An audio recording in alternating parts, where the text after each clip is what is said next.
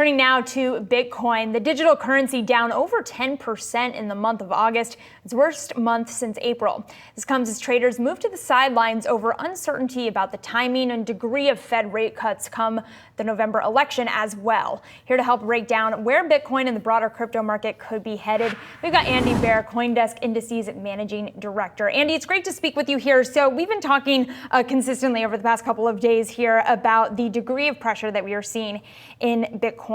What is driving the degree of that pressure right now? Yeah, it's been a long summer, right? A lot of long days with Bitcoin trying to find a base for a good uptrend. Bitcoin and other cryptocurrencies have a lot of time series effect, like they have a lot of momentum. So once they start going, they tend to keep going. But ever since the honeymoon of the ETF inflows started to die down at the end of the first quarter, things have been kind of flat, right? So lower liquidity, a little bit of weight from Bitcoin supply coming from the Mt. Gox resolution and from the US and German governments threatening to sell sort of Bitcoin that they had seized. We just keep trying to rally, and then things kind of peter out. The latest case with the NVIDIA pullback yesterday, seeped a little bit in a contagion way into the crypto market. So once again, we try to break through that 62, 63, 64,000 mark, and then we find ourselves back here. So for now, it's just keep on keeping on and just wait for the next catalyst to take us higher. And so in the meantime here, I mean, if we see some of the same type of inputs really taking place in this month of September, which for crypto has already historically been bad as well here, what type of net effect are you anticipating for Bitcoin, and what does that mean for the appetite for risk assets, where crypto is certainly, and Bitcoin certainly is within that realm, perhaps one of the poster children? Yeah, no, it is a risk asset. We really like to think of Bitcoin as having its own unique macro drivers, right? Yeah. It likes low, forward-looking, real interest rates, so nominal rates minus inflation. So in a way, Bitcoin's table setting right now is perfect, right? We have a series of rate cuts coming. I don't think anybody thinks inflation is going to crater. So you have these kind of real rates going lower, which should be a great environment for Bitcoin. But we have an election coming up, which is going to be polarizing and create volatility. So for longer term investors, we think now is a great time to kind of maintain the faith and keep going. Where it hurts the other cryptocurrency assets, the other digital assets, is that they need Bitcoin to lead. When we look back to the heights, the emotional heights and the price heights of March, all 20 tokens in our CoinDesk's 20 index were in the green for the year. Now only 6 of them out of the 20 are. So really think of the other tokens, including Ethereum, as being attached to Bitcoin sort of with a rubber band. So Bitcoin starts to go higher, and these higher beta ones are going to kind of slingshot past it. So we need that to happen. We need liquidity. We need more volume. We need momentum.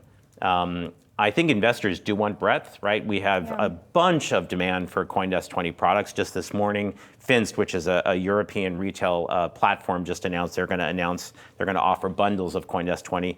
This adds to funds and SMA platforms and derivatives. So investors want breadth, they want indexing, they just need Bitcoin to lead the way higher, and then the other assets are going to follow. I'm hearing you mention the election a little bit more than the Fed moves come September, and I'm just curious, which of those two events is going to be the bigger deal for crypto? The election, I think, is going to be a little bit harder to predict. I think short-term moves after a rate cut, I feel and hope that we're going to get, we feel confident about 25 basis points in September. 15, I guess, is a possibility, but not a likelihood. The more that the Fed broadcasts that rate cuts are going to happen in order, the less mystery there is and the more certainty there's going to be. And I think that will create a strong foundation. The election right now, I don't know what you guys are reading. I'm reading like toss-up and a lot of noise. Part of that is how cryptocurrencies are going to be supported by the next administration.